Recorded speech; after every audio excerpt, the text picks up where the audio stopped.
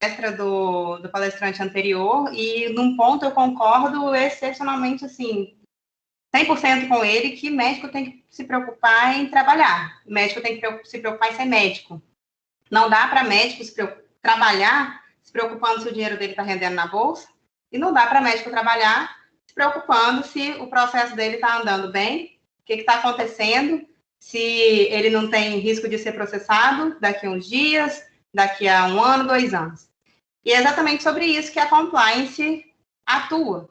Qual é a função da compliance? No que a gente se refere quando a gente está falando de compliance? São regras que devem ser aplicadas em todas as atividades, né, de gestão, de assistência médica,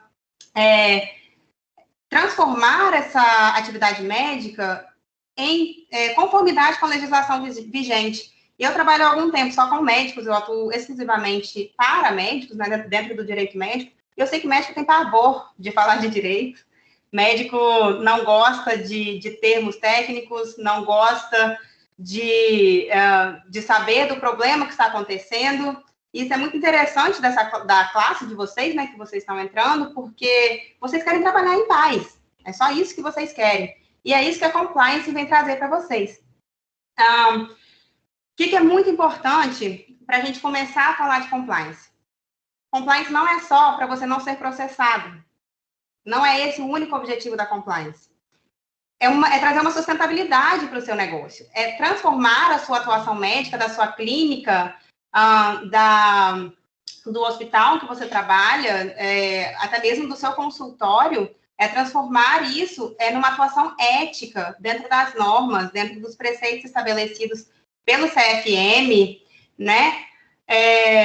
Trabalhar de uma forma que você traga segurança para o seu paciente, porque trazendo segurança para o seu paciente, mesmo que aquele paciente te processe no futuro, aquele paciente, vamos dizer, ele não vai ter razão, porque você agiu dentro de toda a conformidade que você precisava, e quando aquele paciente te processar, porque acreditem em mim, paciente processa, e é aquele paciente o mais bonzinho que te processa. Não acreditem nessa de...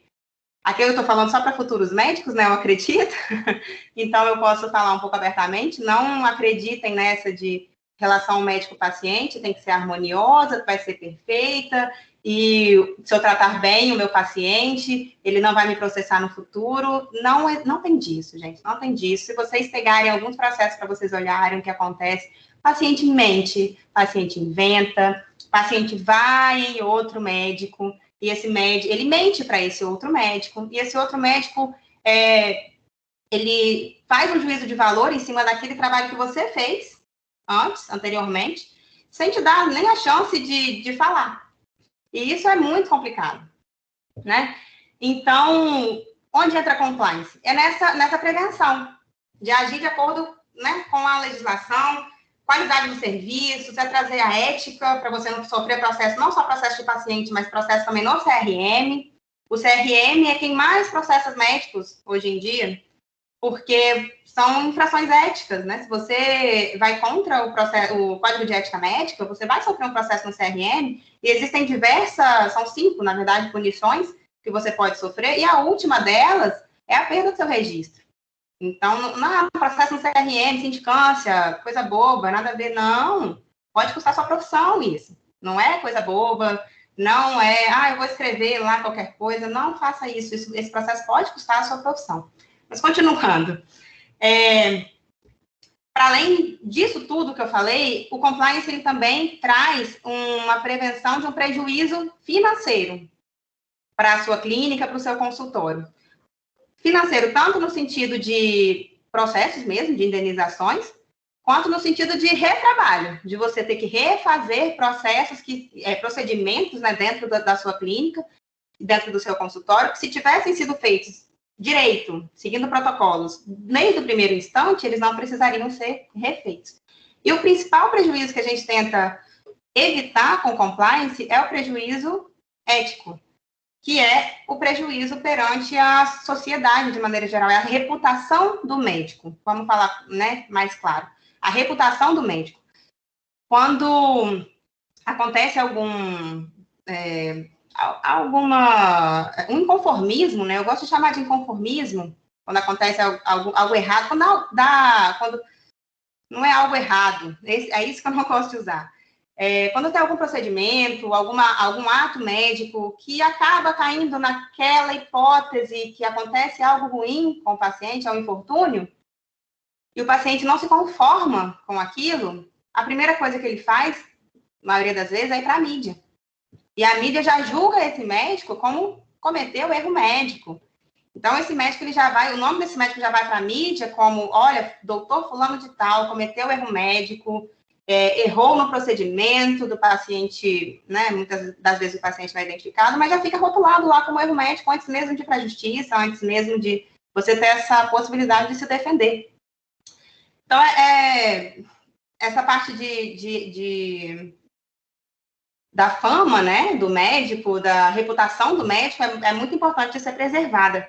Mas como que a gente faz, então? Vamos lá. Como que a gente implementa? Vou tentar ser um pouquinho mais direta aqui com vocês, porque a gente já está no avançado da hora, né? Como é que a gente implementa? Primeiro, a gente precisa mapear todos os riscos que existem. Como que a gente faz isso? Conhecendo a legislação, conhecendo bem as leis, as regulamentações, as normativas do do Conselho Federal de Medicina, as normativas do Código de Ética, as normativas internas de determinado estabelecimento também existem. Isso precisa ficar muito masticadinho, né, para o profissional. A gente precisa investir em educação e treinamento da equipe, muito importante. E, principalmente, nós precisamos estabelecer protocolos. Eu sei que médico está muito acostumado a trabalhar com protocolo na área médica, né? Na atuação da medicina, o médico trabalha muito com protocolos. Se você não seguir aqueles protocolos pré-determinados, aquela sequência de atos no exercício da medicina, algo pode sair errado. E em compliance, na questão administrativa, na área jurídica, precisa ser da mesma forma. Existem protocolos que precisam ser estabelecidos para que, em si, cumprindo com esse protocolo, seguindo esse protocolo, vocês estejam respaldados.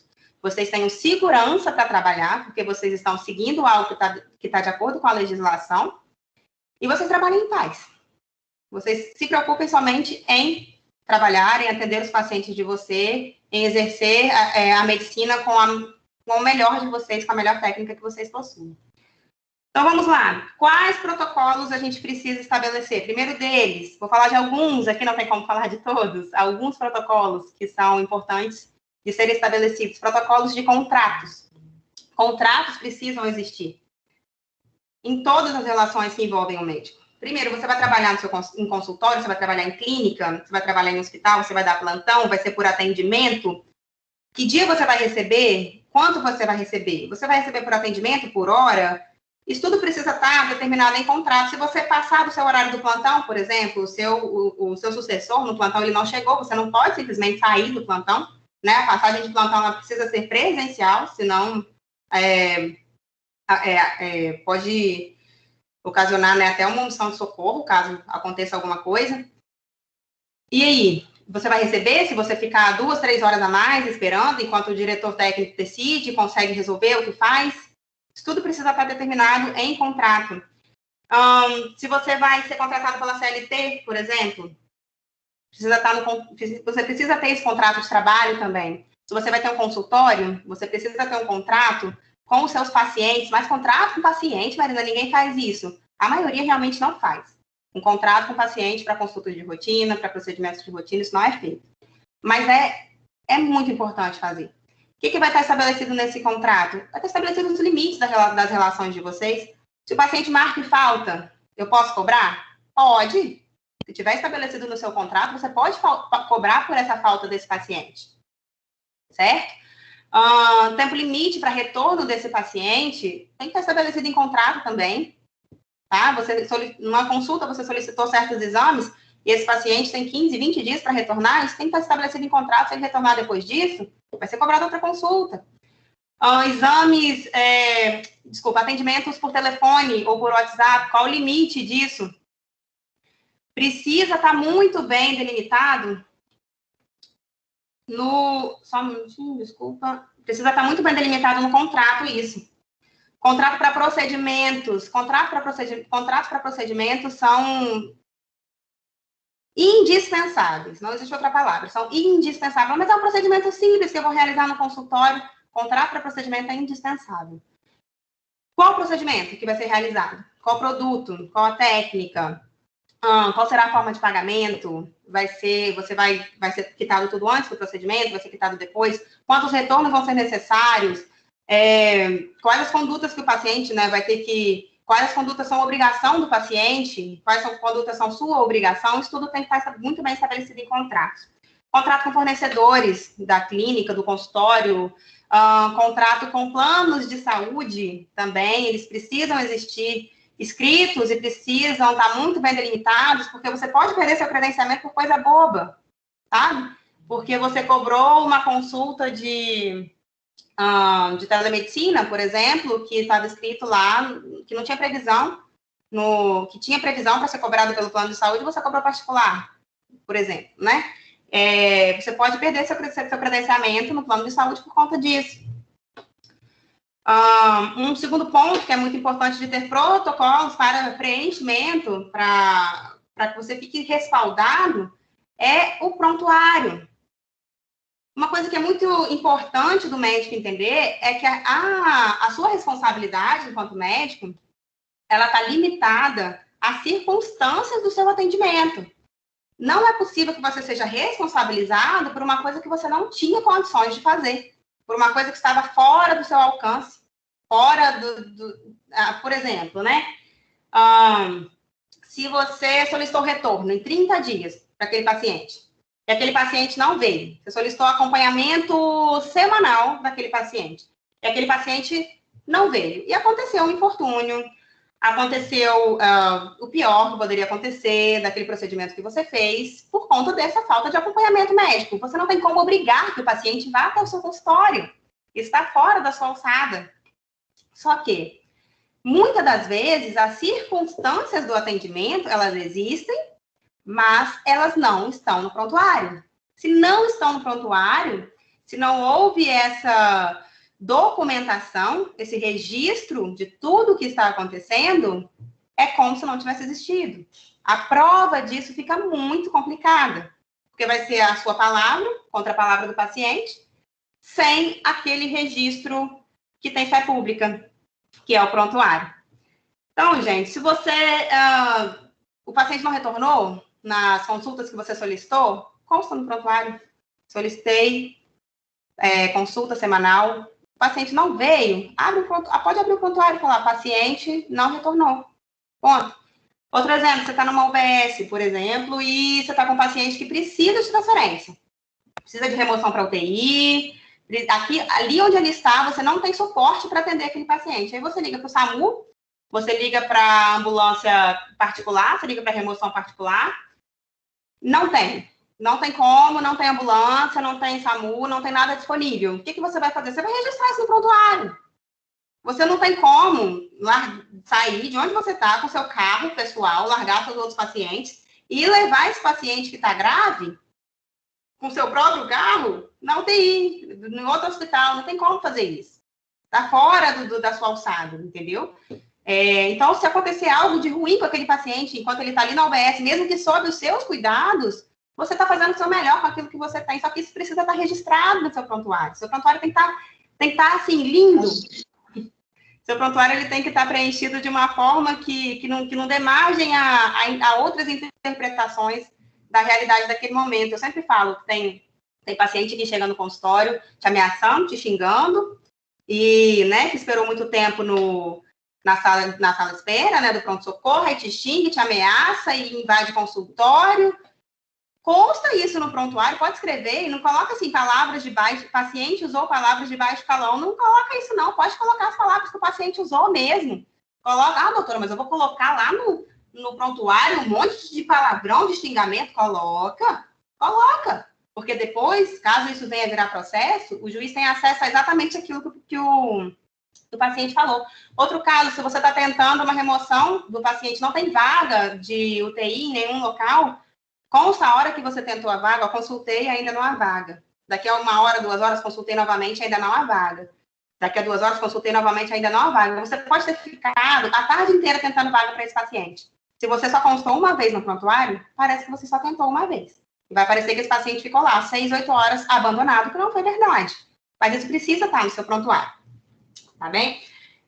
No auge da pandemia acontecia muito também, do médico ter literalmente que escolher a quem tratar. Não tinha material para tratar todo mundo, não tinha respirador para tratar todo mundo, não tinha leito de UTI. Então, o médico precisava deixar de entubar um ou outro paciente por ausência de material mesmo.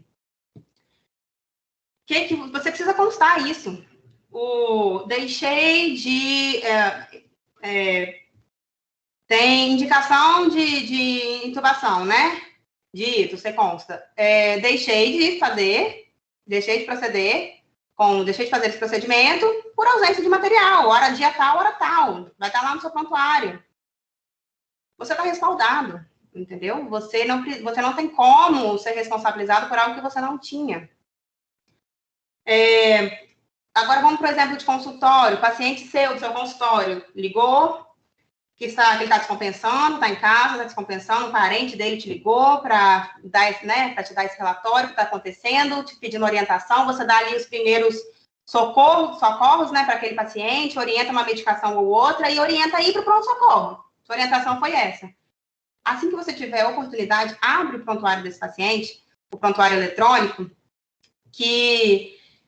e consta ali tudo que você conversou. Se você teve uma conversa com o WhatsApp pelo seu paciente, tira um print e junta essa imagem ao prontuário eletrônico, tá? E sobre o prontuário eletrônico, já pegando um adendo, muitos dos médicos que chegam aqui no nosso escritório com prontuário eletrônico e me passam esse prontuário, é a mesma coisa que não ter prontuário. E isso, olha, vocês precisam ter muito cuidado com o prontuário eletrônico, porque existem certificações que precisam estar presentes para esse prontuário ele ter valor jurídico. Senão é a mesma coisa que não ter prontuário. Não é simplesmente pegar um sistema que aqui... mas eu subloquei esse consultório aqui, nessa clínica, e essa clínica usa esse prontuário eletrônico aqui, usa esse sistema aqui. Vou usar esse também. Verifica, porque depois a responsabilidade vai cair em cima de você. Depois você vai ter que comprovar uma conduta sua que aquele prontuário não vai servir para isso. Existe uma lei específica para isso, que é a lei de armazenamento eletrônico de prontuários.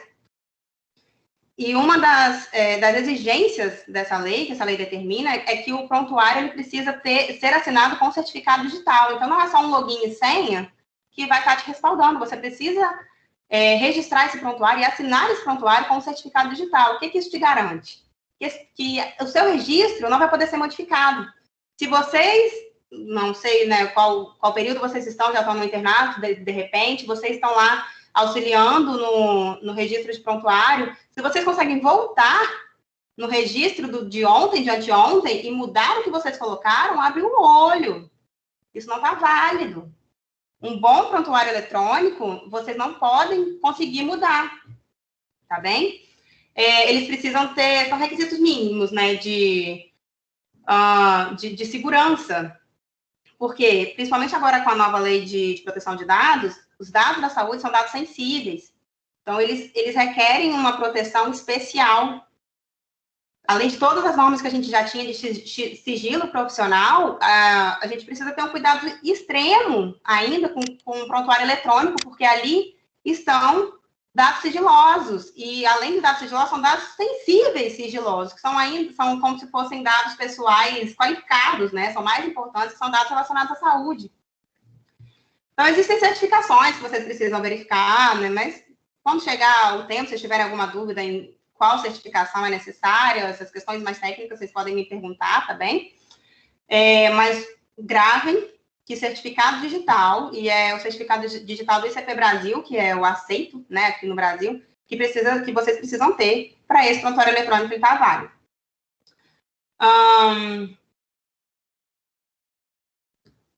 Telemedicina é outro ponto também que merece atenção, que vocês precisam ter bastante cuidado. Não existe hoje uma regulamentação completa da telemedicina. A telemedicina tem que ser por vídeo? Não. Pode ser por telefone. Tem que ter gravação? Não. Não diz que tem gravação, nem não tem que ter gravação.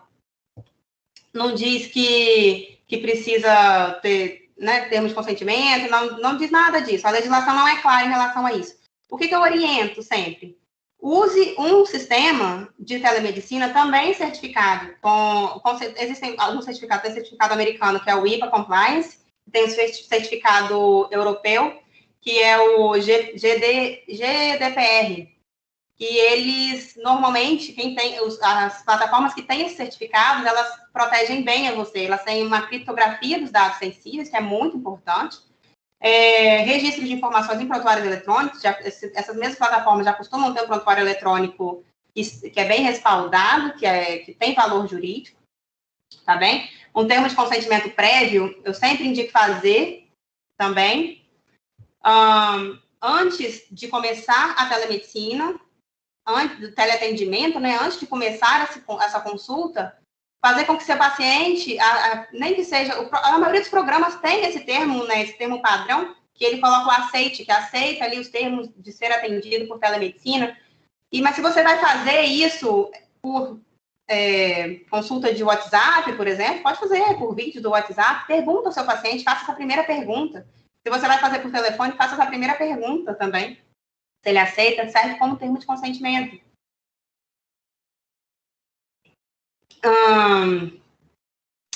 Isso. E pegando aí agora sobre termo de consentimento, nós falamos de termo de consentimento para consulta online, mas termo de consentimento livre e esclarecido, eu acredito que vocês já devam estar bem familiarizados com esse termo, né, com essa nomenclatura, o TCLE, é um documento de extrema importância para a prática da medicina. Por quê? Ele vai diferenciar o que é erro médico e o que é que a gente chama de iatrogenia, né? Que é um infortúnio, uma consequência possível daquele procedimento, uma consequência possível daquela doença. Então, tem que fazer termo de consentimento livre e esclarecido, e alguns cuidados vocês precisam ter nesse termo de consentimento livre e esclarecido. Ele precisa ser individualizado. Para cada conduta, para cada procedimento, precisa ter um termo de consentimento livre e esclarecido diferente. Ele precisa ser individualizado com os dados do paciente, os dados do médico, tanto o paciente quanto o médico precisam assinar. Se é um procedimento eletivo, esse paciente ele não pode ter acesso ao termo de consentimento livre e esclarecido no dia do procedimento. Vamos entregar com alguns dias antes, registra no prontuário, o paciente levou o TCLE para casa, para análise, retornou com dúvidas, sobre tal, esclareci dúvidas sobre tal. E, se possível, deixe no seu TCLE, no seu modelo de TCLE, espaços em branco para você preencher com o que foi tratado diretamente com aquele paciente. Mas por que isso, Marina? Por que eu não posso ter um padrão? Porque se você tiver um padrão para todos os seus pacientes, aquilo ali pode ser considerado como um termo de adesão. Vocês já ouviram falar de termo de adesão para telefone, para celular, para internet, para contratação de diversos serviços. Imagina contratar um procedimento médico com um termo de adesão. A maioria das cláusulas ali podem ser questionadas, podem ser declaradas nulas, se o juiz entender que o paciente não estava 100% ciente do que estava ali. Então, tire um tempo para tirar as dúvidas do seu paciente, para explicar tudo que está ali naquele TCLE. Não deixe seu paciente nunca ir embora com dúvida para casa. Não deixe. Por quê? Um paciente que tem dúvida do que pode acontecer é o paciente que vai se acontecer algo lá na frente, um infortúnio, é o paciente que vai te processar. É um paciente que não estava ciente de que, por exemplo, um hemotórax era uma consequência possível de uma colocação de um permicate. Era um paciente que não estava ciente de que o ato de intubação normalmente costuma ser feito em urgência e emergência. Então, nesses casos de urgência e emergência, TCLE não tem como ser feito, não tem como. Mas se é um procedimento que requer uma anestesia, o anestesista precisa ter o seu termo de consentimento livre e esclarecido, separado do cirurgião. Existem os riscos inerentes à anestesia, que o paciente precisa ter ciência e ele precisa concordar. Mas eu vou assustar meus pacientes assim, eles não vão querer mais fazer procedimento comigo. Não, o paciente ele tem que estar ciente de tudo que pode acontecer. Tem 2% de chance, doutora, de acontecer. Ele precisa saber esses 2% de chance. Sabe por quê? Se ele não souber e se ele não concordar, e lá na frente, ele ou algum familiar, caso ele tenha óbito, questionar, né, e afirmar que isso aconteceu por conta de erro médico, você tem um documento na mão que você consegue demonstrar para o juiz, doutor, isso aqui não é erro médico não, aqui, ó. Assinou aqui, ele estava ciente que isso era uma consequência possível do procedimento. Então, assim, infortúnios acontecem? Acontecem. Médicos erram? Erram. Mas não é essa indústria de erro médico que a gente vê por aí, não. Médico erra muito mais, que a gente chama de erro de informação. Muitas das condenações acontecem por conta de erro de informação. Que é você não informar direito ao seu paciente todos os riscos que ele está correndo. O erro médico, o erro de técnica mesmo, é muito pouco. Porque vocês estudam, vocês se capacitam, vocês se atualizam, vocês sabem fazer. A maioria, né? Digo a maioria, porque eu não posso dizer todos, não se aventuram em coisas que não dominam, que não acreditam que são capazes. Então, dificilmente você vai errar um procedimento a ponto de causar um dano tão grande para o paciente.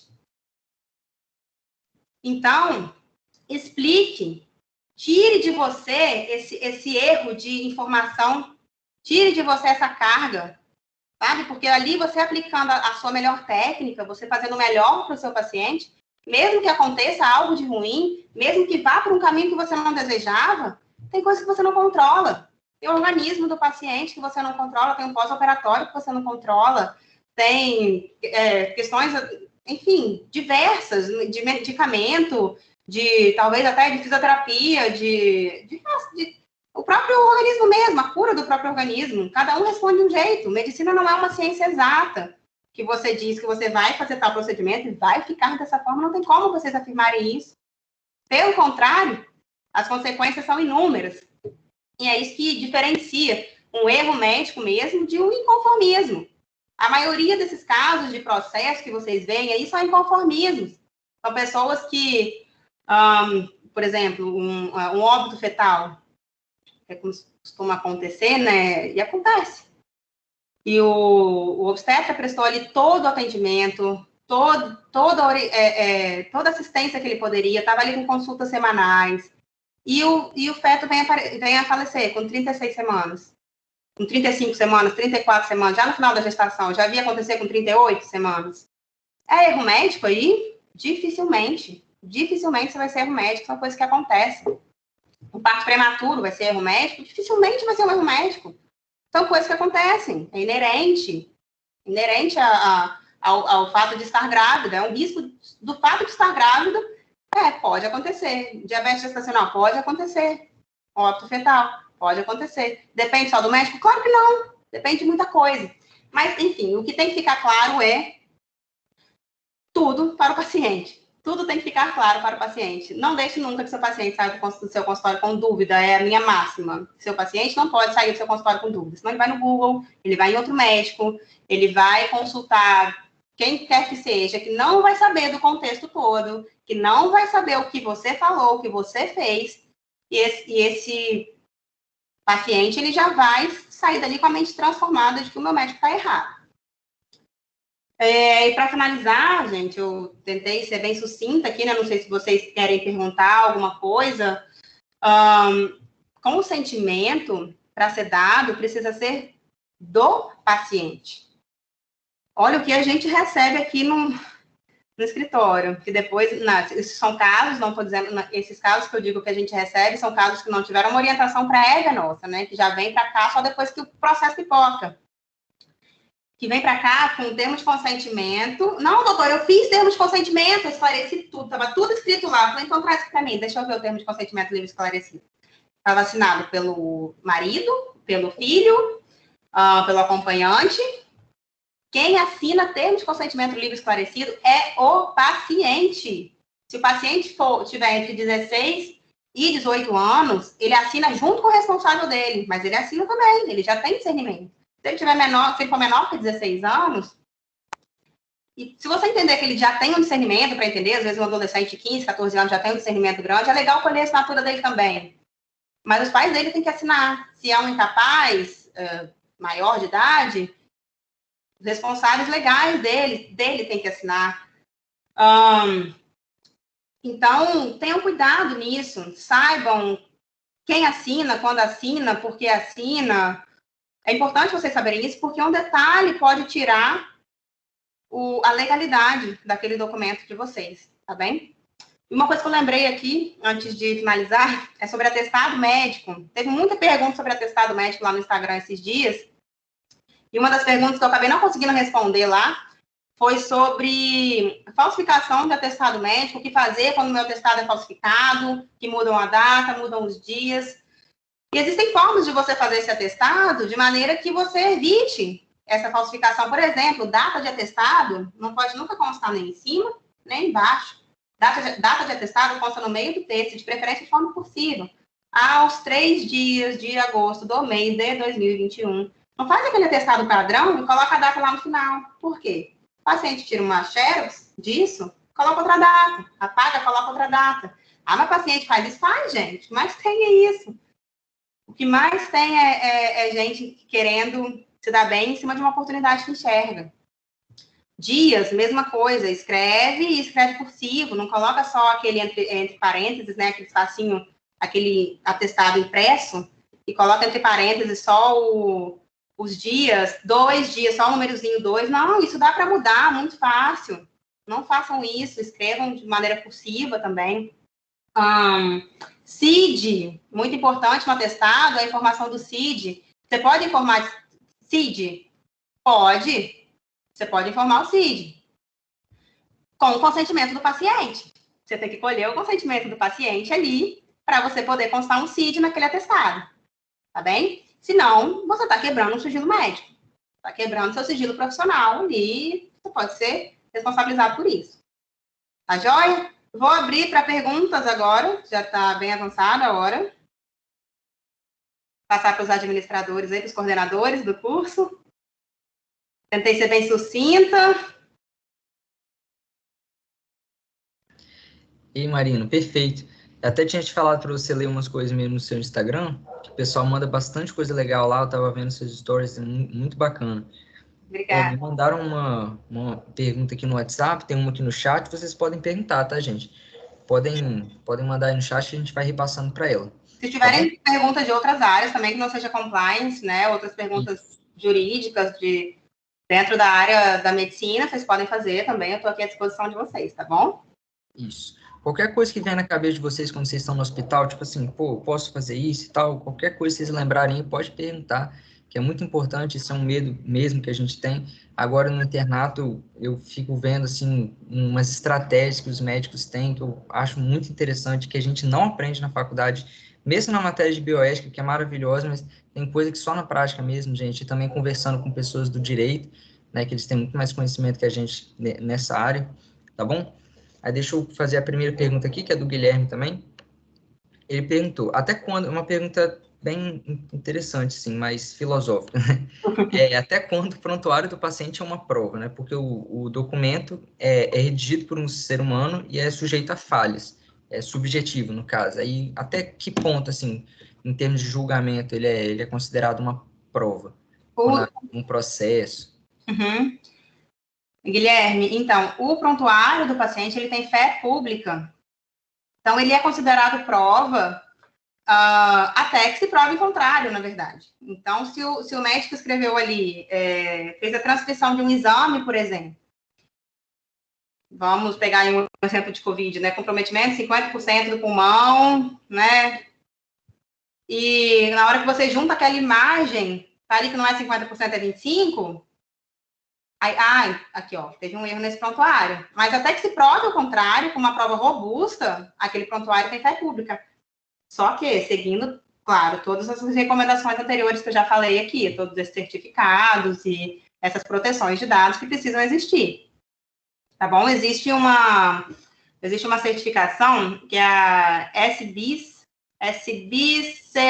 é um consórcio que foi feito do CFM com a Sociedade Brasileira de Informática em Saúde, que eles desenvolveram um sistema de certificação dos prontuários eletrônicos. Então, um indício muito legal de que aquele prontuário vai ter validade jurídica, além da utilização desse certificado digital, é se ele for autenticado por esse convênio SBCFM. Respondi?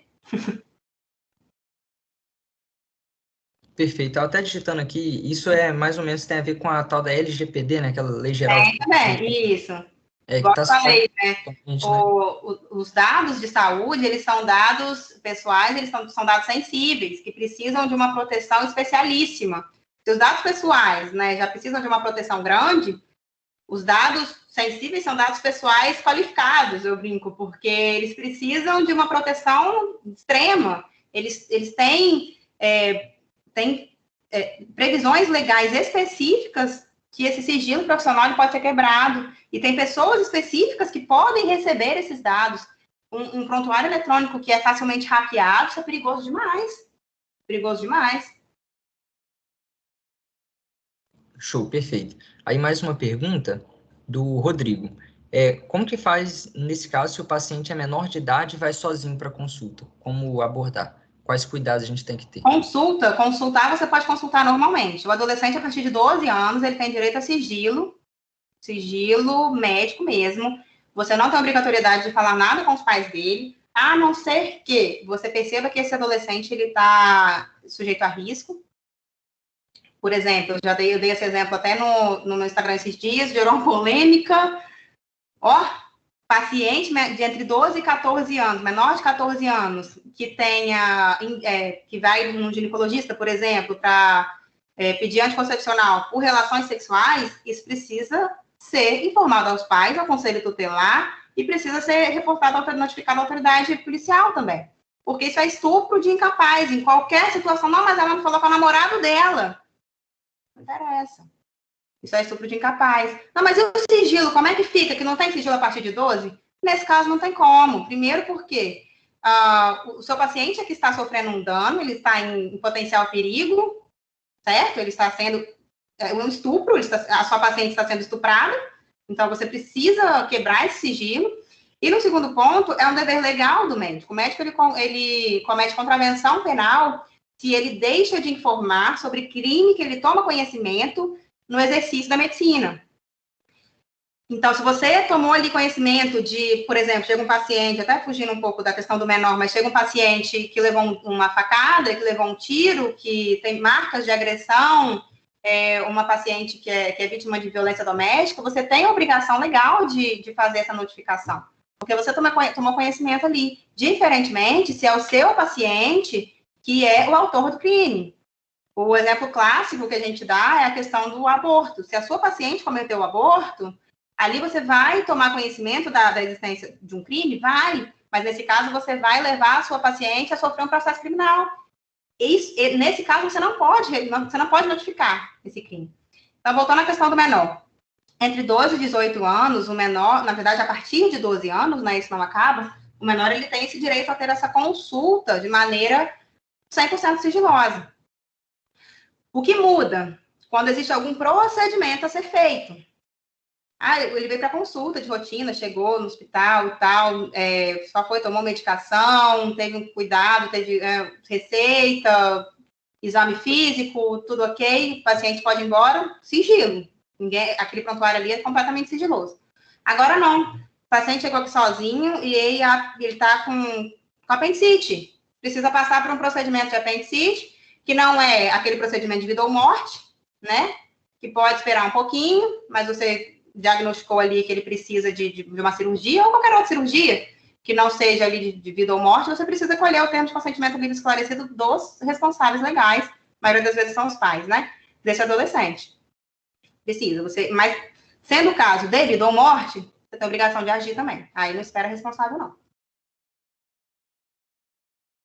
Eu que fiz essa pergunta, dá licença, pessoal. Mas aí você convoca os pais, no caso, por exemplo, que a gente teve uma aula que o professor ele deu exemplo, por exemplo, um adolescente que pega mononucleose, então naquela fase grave ele precisa ficar de repouso. O adolescente, ele não queria, ele queria participar de um campeonato de futebol, por exemplo, e isso poderia correr risco. E você fala para ele não fazer e ele faz, por exemplo. Aí você faz o quê? Convoca o... Como é que é? Doutor, o que você tem que fazer? Só me esclarece um pouquinho, porque aí foge um pouquinho da minha área. Mononucleose, ela é extremamente contagiosa, ele vai colocar os outros em risco se ele tiver contato com outras pessoas, é isso mesmo, né? Só para eu não falar besteira. Doença do beijo, né? Que a criança, tipo, o adolescente, por exemplo, é muito comum e a pessoa tem que ficar em repouso, geralmente, né? É sintomático de repouso. Então, Aí, por exemplo, se acontecer de ela sofrer um acidente, por exemplo, no campeonato, pode prejudicar muito mais, entendeu? Não sei se pode causar morte, mas pode causar coisas graves. Então, se for uma doença que vai trazer dano a terceiros, você pode quebrar esse sigilo. Por exemplo, é um paciente adolescente que tem HIV e já te falou que tem uma parceira e que ele não vai contar para a parceira que ele tem HIV e que não, enfim, né, que não vai fazer tratamento, que nada. Você pode quebrar esse sigilo. Se é um paciente que ele vai fazer mal a ele mesmo somente, não seguindo o tratamento, aí, via de regra, não se quebra esse sigilo. A não ser que esse dano seja muito grave. Deixa eu pensar, não consigo nem pensar num exemplo aqui agora, mas um dano que se ele não fizer, ele vai morrer. Entendeu? Se ele não tomar aquela medicação, aqueles 3 dias seguidos, ele vai morrer. Não consigo pensar num exemplo tão prático aqui agora, né, assim, de supetão. Mas, nesses casos, você pode sim quebrar o sigilo e informar os pais. Porque ali o seu paciente está correndo risco de morte. É um risco de grave dano. E você pode sim quebrar o sigilo. Você está respaldado nisso. Só, não sei se o Rodrigo vai falar mais alguma coisa, eu lembrei aqui que nesse caso, eu lembrei acho que de alguma aula, não sei se foi em medicina legal ou em bioética, que o professor falou do risco de suicídio, né? Que nesse caso, quando o psiquiatra ele percebe por alguns sinais e sintomas assim que o paciente está com risco de autoextermínio assim, iminente. Sim. Iminente, eu acho. Uhum. Aí você acha que pode quebrar o sigilo, falar com os pais? Pode. Se é algo assim, se é algo que ele tem... a gente tem alguns requisitos, né? Uma vítima determinada, a vítima é ele mesmo, nesse caso, ele já está com os meios de execução planejados, já confessou ali para o psiquiatra dele que eu vou fazer dessa forma, desse dia, vou deixar a carta tal. Com certeza, quebrar o sigilo. Com certeza. Inclusive até de outros casos, se for um adulto, né, que é pedófilo, enquanto aquilo ali está no imaginário, ok. Depois que ele começa a se confessar que ele está praticando, ou que ele vai praticar em determinado dia, pode quebrar o sigilo. Eu vou praticar, eu achei uma criança tal, vulnerável, não estou conseguindo me controlar, vou lá nesse dia, tal dia que ela está sozinha, pode quebrar o sigilo. Pode quebrar. Sensacional, isso é muito importante. Show. Tem mais uma aqui, eu até pensei numa pergunta, vou fazer quando acabarem aqui as perguntas. Aqui da Rayana. Como fica a questão da disponibilidade do médico com pacientes de consultório, em relação a responder mensagens por WhatsApp? Isso é legal. Ligações, que acontecem muito com obstetras e pediatras, por exemplo. Como é que funciona? Pô, isso é bacana. Isso precisa estar muito delimitado em contrato. Se você vai atender, não vai atender. E se você atender, vai ser cobrado? Vai ser uma forma de estar na medicina, entendeu? Então, por isso a importância dos contratos. Isso acontece muito mesmo em pediatria. Em ginecologia, isso já costuma estar, em obstetrícia, né? Isso costuma estar abarcado na questão do pagamento da disponibilidade do parto. Normalmente, o pagamento da disponibilidade do parto já engloba todas essas mensagens, essa comunicação sem fim com o obstetra, né? O tempo todo. Gestante sem qualquer coisa quer falar com o obstetra. Normal? Normalmente, isso já está coberto por aquele valor que a gestante vai pagar. Dificilmente o obstetra hoje trabalha sem cobrar esse valor, sendo de plano ou sendo particular, esse valor de disponibilidade ele é cobrado. Desculpa, deixa eu já entrar nessa pergunta aqui. Cobrar disponibilidade é crime? Não, não é crime. Você pode cobrar disponibilidade, pesquei uma pergunta aqui no chat. A disponibilidade ela é lícita, porque a paciente não está te pagando parto, ela está te pagando pelo seu tempo, por você abrir mão da sua vida, por você não poder beber numa festa, porque você pode ser chamado a qualquer tempo, a qualquer momento, por você não poder viajar para longe, para mais de 2 horas de distância, você pode ter que voltar a qualquer momento. Você está preso àquela paciente, então ela está te pagando por isso, ela não está te pagando pelo parto. Voltando à pediatria, você pode estabelecer no seu contrato que a cada atendimento prestado vai ser cobrado o valor X. Entendeu? Se for contrato com plano de saúde, é um pouquinho mais complicado, porque plano de saúde não tem essa previsão, via de regra, né? Não tem essa previsão dentro do contrato do plano de saúde com o médico dessas cobranças. E plano de saúde é uma quantidade, uma demanda muito grande de pacientes, costuma ser um atendimento quase em massa, né? Não desmerecendo quem atende com plano de saúde, mas a gente sabe que é impossível você fazer uma consulta de 1h e 20 com o preço que o plano de saúde paga, não tem como. Então, a orientação que a gente dá é de, se possível, não fornecer o seu WhatsApp, sabe? Porque senão você acaba ficando um pouco refém disso. E se fornecer, estabelecer algum tipo de cobrança ou algum limite, né, relacionado a isso. Algum limite, por exemplo, até de atendimento mesmo. Você pode até dar uma orientação, mas não atendo, sabe? Doutora, meu filho está vomitando, não sei o que, não sei o que. Indício de levar para o pronto-socorro. Você pode estabelecer, né, que nesses casos você não vai ter cobrança, mas nos casos que você realmente prestar um atendimento, que você liga em vídeo para a criança, a mãe te manda foto da garganta, não sei o quê, manda foto da fralda, acontece muito. E você pode cobrar ali por esse atendimento tranquilamente. Prevendo em contrato, claro. O combinado não sai caro, né? Aquela máxima. É verdade, realmente. E aqui, a última pergunta do chat. Ah, não, tem mais outro. Perfeito. Podem ir mandando, gente, fique à vontade. Aqui, primeiro do Vinícius. Doutor, boa noite. Por qual motivo... É interessante, né? Porque a gente às vezes pensa em, porque podem hackear o sistema da Santa Casa, por exemplo, né? Que é o Hospital da MSCAN. Mas o Vinícius está perguntando, você já ouviu falar, assim, de algum motivo pelo qual alguém hackearia o prontuário de médico? Você pode dar algum exemplo? Por que alguém faria isso, sabe? Não consigo pensar num exemplo aqui, não. Mas, gente, as pessoas hackeiam por dinheiro, a maioria das vezes.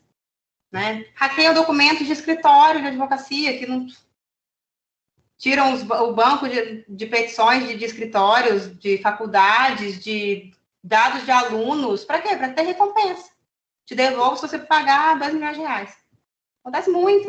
A maioria dos hacks é por dinheiro. Não é por informação, precisamente, não. Só que ali, aí tá, hackeou. Você não vai pagar. Cadê? Cadê sua prova? Cadê seu prontuário? Cadê o histórico do paciente? Perdeu. Ah, legal. O pessoal até falou aqui, né? Por exemplo, chantagem para recompensa, né? Como Isso aí, acontece bastante. Só libera se pagar, né? Pô, bacana. Uhum. Não tinha pensado nisso. Aconteceu no STF ou no STJ, não me recordo agora, que é o Supremo Tribunal Federal, o Superior Tribunal de Justiça, que são, né, a instância máxima e a inferior a ela. Aconteceu isso recentemente, o site deles, o sistema deles foi todo hackeado. Ainda bem que eles tinham backup, porque se não tivessem o backup, teriam ficado sem os processos eletrônicos, todos usando tudo. Por quê? Por dinheiro. Ninguém queria ter acesso a informação privilegiada nenhuma ali.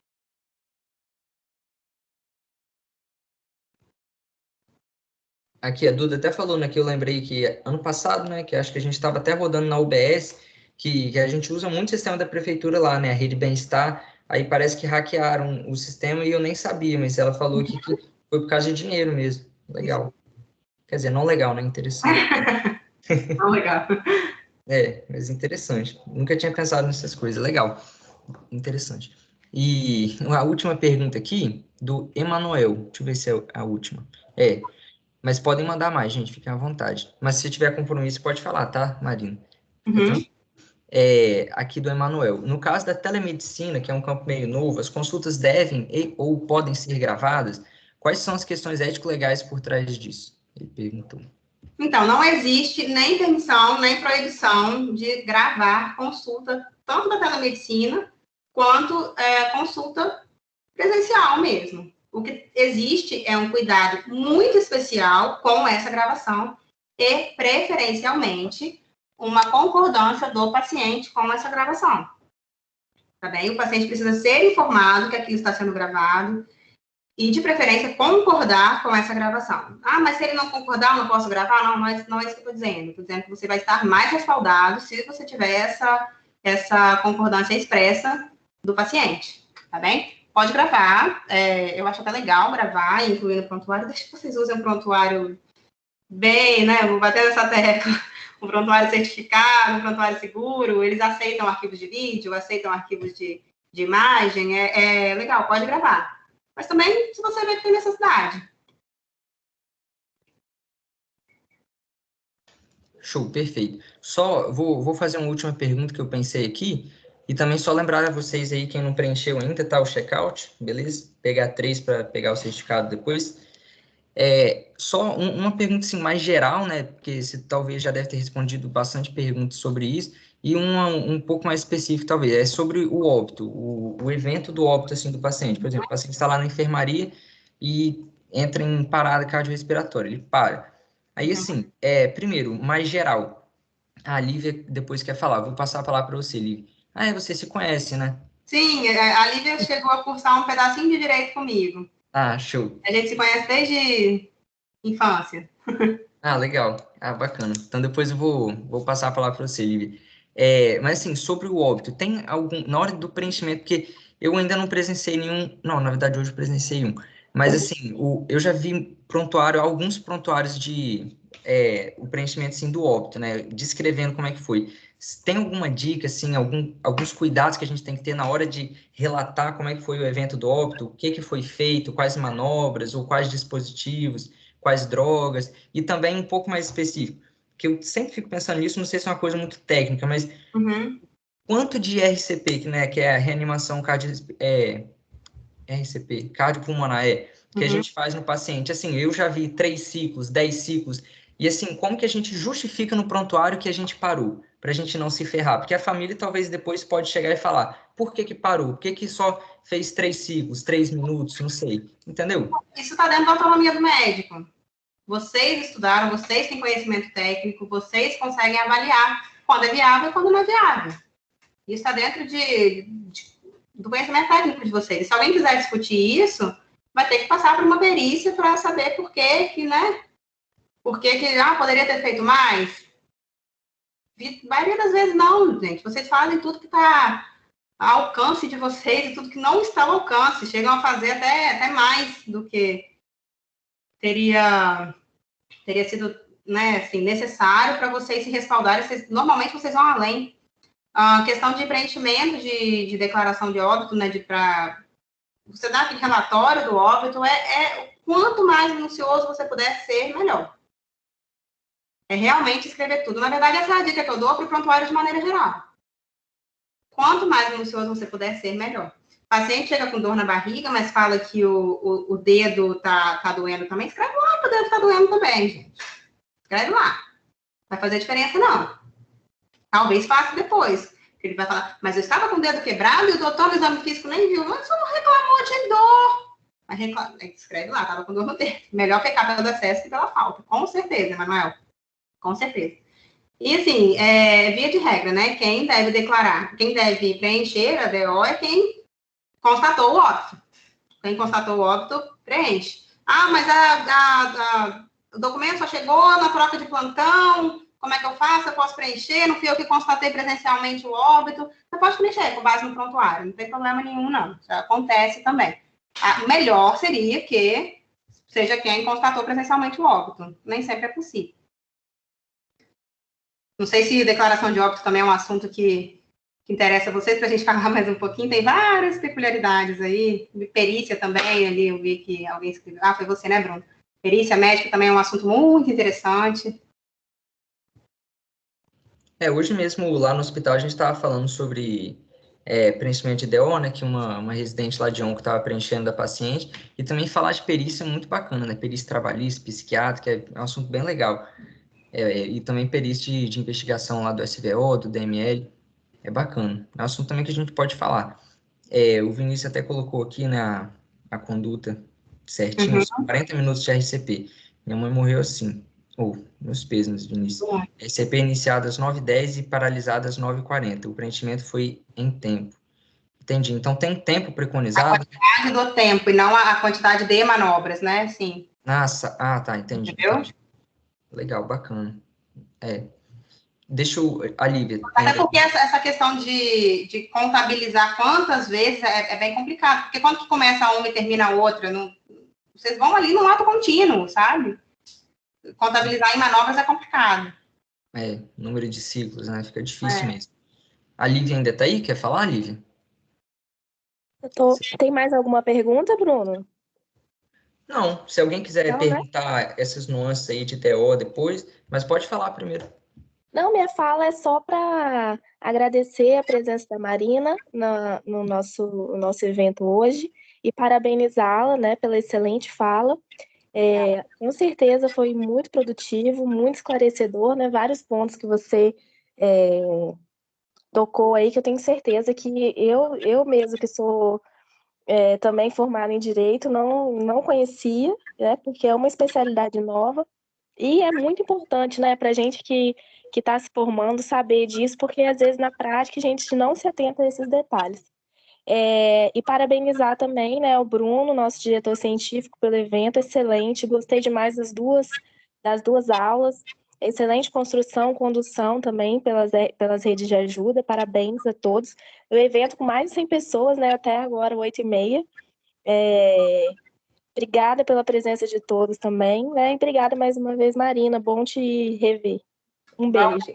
Obrigada a vocês. Eu que agradeço a oportunidade de estar aqui. Para mim eu até falei com o Bruno, se deixar, eu falo, tem que me interromper, porque se deixar, eu vou falando. Eu estava tendo uma audiência. Vamos marcar mais coisas, hein, Bruno? Estou à disposição. Eu estava numa audiência pouco antes, né? Acabou 7 horas. Eu falei, gente, eu tenho minha palestra às 7 horas. Preciso sair dessa audiência. A audiência não acabava. E eu me envolvo muito, né, nas audiências, eu fico muito envolvida mesmo, porque é cada coisa que a gente vê, que a gente fala, não é possível, você vai ler, você pega a petição inicial, você fala, meu Deus, que médico horrível, não é possível que ele fez isso. Aí você vai pegar o prontuário dele, você fala, gente, que médico maravilhoso, quero na minha vida.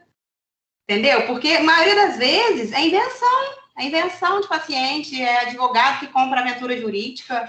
Lídia sabe muito bem disso também, que também é formada em Direito. Tal de advogado que compra aventura jurídica, que vai lá para ver o que vai dar. E a gente tem que ficar muito atento para a gente não deixar essa indústria de erro médico crescer e não alimentar isso. Sabe? Vocês, principalmente, que vão entrar no mercado de trabalho daqui a pouco, vocês têm que entrar afiados já, sabe? Preparados para bateu, levou. Aqui, toma. Ter documentação, ser munido de tudo, saber responder ao paciente, saber como se posicionar. Vai muito além também de documentação, vai do posicionamento mesmo, ético e jurídico do profissional. Você saber se impor dentro de um consultório, dentro de um atendimento de pronto-socorro. Tudo isso. Tá bom? Eu estou aí para auxiliar, se vocês precisarem. Alguém perguntou qual que é o meu Instagram, mais cedo aí. É @defesa.médica. E eu estou lá à disposição de vocês, se quiserem mandar perguntas, eu sempre deixo uma caixinha aí, 2, 3 caixinhas na semana. Tá joia? E fiquem à vontade. Muito obrigada. Isso, assim como a Lívia disse, a gente agradece imensamente essa palestra. Obrigada pelo tempo de espera aí no início. Foi sensacional sua palestra, muito obrigada mesmo. E agradecemos a todos que estiveram com a gente aqui na reunião. Lembrando que amanhã teremos o segundo dia do nosso evento, que começa às 6 horas. Então, aguardamos vocês e espero que tenham tirado muito proveito. Obrigada, gente. Boa noite. Boa noite. Lembrando que precisa de 3 forms, gente, preencher pelo menos 3 para ganhar presença. Então, se vocês perderam o check-in, não se preocupem, preencham agora o check-out. E amanhã tem mais 2 forms para vocês garantirem a presença e depois o certificado. Isso. E só uma coisa antes de encerrar, antes de vocês clicarem no botão de sair. Não vou falar para vocês darem joinha nem nada. Só que tem gente perguntando aí que eu não preenchi o formulário. Só para não virar bagunça nos nossos WhatsApps e aqui no chat, manda lá na DM do Cal, tadinha da Lorena, né? Que ela que responde as coisas, mas ela vai fazer esse sacrifício por nós, tá? Qualquer problema que vocês tiveram aí com preenchimento, qualquer coisa, manda lá na DM que a gente resolve depois, beleza? Para facilitar, deixar meu WhatsApp aqui, Bruno, aí as pessoas podem falar comigo que eu vou resolvendo, tá bom, gente? Show, então. Já passo o zap ali.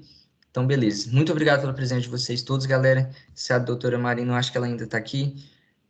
Muito obrigado pela palestra, sensacional, muito feliz. Então, um abraço, gente. Até amanhã, hein? Amanhã acho que começa às 7. plataformas vai ficar aberto até 10 horas, galera. Preencham aí. Tchau. Obrigada, até amanhã.